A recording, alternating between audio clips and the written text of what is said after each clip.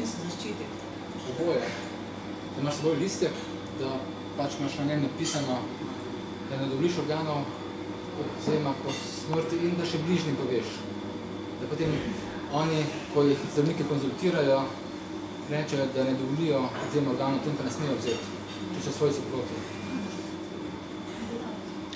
Jaz lahko rečem, da sem tak listek že naredila in imam to uveljavljeno pri notarju in to nosim s seboj v zdravstveni knjižici in sem to dala mojim sorodnikom.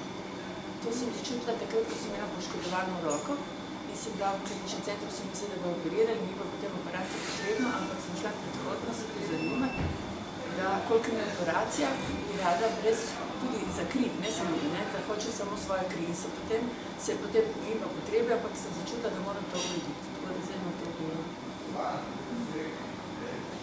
Vedno je fajn, da se tudi svojcem pove, ker tisti listki, ko jih imamo, se bodo lahko zgubili na sreči, kaj podobnega jih ne najdeš, mogoče zelo kdo pač vrže, ampak zelo pomembno je, da svojci to vejo, ker oni bodo konzultirani se strani zdravnikov. Mogoče smo v Sloveniji še kak tak varni, mogoče v Evropi, ampak veliko te želje na svetu, kaj s tem se dela res veliki biznis. Vse manj in manj so ljudi varni pred tem. Tudi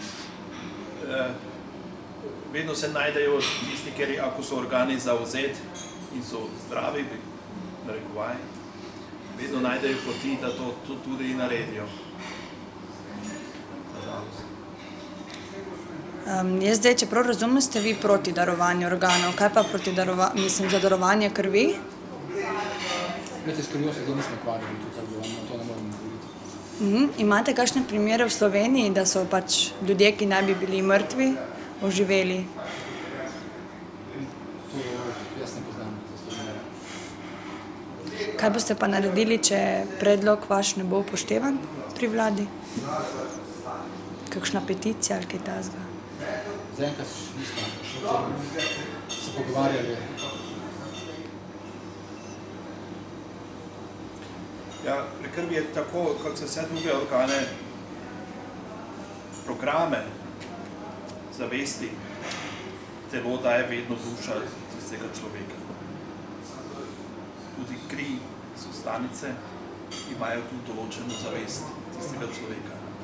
Zdaj, kam on je povzročil tistemu, ker mu dajete kri, to je vedno vprašanje, tu je že zelo malo preiskav.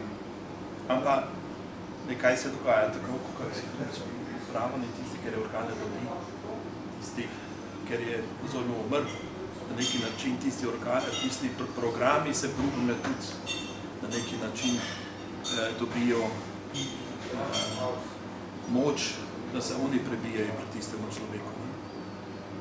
Kri je tudi vprašanje, katere programe prinese kri drugega mene, tisti, ker je primel kri.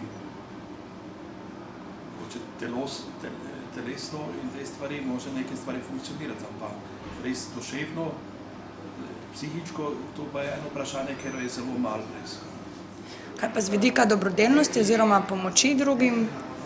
To je eno moralno vprašanje, ampak tisto vprašanje, o katero se mi zdaj pogovarjamo, je eno strokovnost.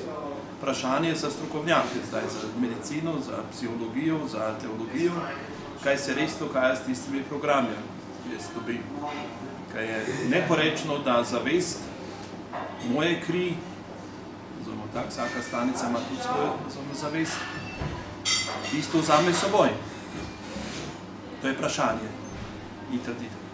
Glede, če oseba, ki bi dala organe, ve, za kaj se gre, seznanjena, da vsemi vplivi odzema organov, pa če to je res svobodno, da daje to čisto njegova svobodna volja. Seveda bi bila enako za tistega, ki to prejme. Če on res seznanjen, da vsemi vplivi, ki jih ima lahko ta organ na njega, da se odloči za to, je to pač njegova svobodna odločitev. Sej, kakor je meni znano, moraš že zdaj imeti isto kartico, sem darovalec, brez tistega ti ne smejo vzeti, kakor jaz vem. Ali ne? Ni tako? Po zakonu je tako, da če si neopredeljen, če nimaš te kartice,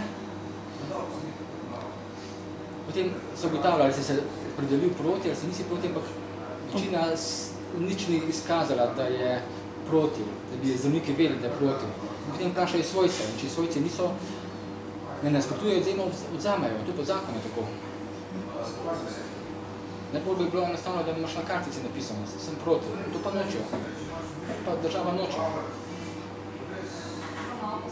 Pa da bi šlo to v neki register, se vedno pogledali, predno ti vzamejo organe, se pogledajo v register, ali si proti ali si za. In če nisi v registru za, ti ne smejo vse, to bi bilo pravilno.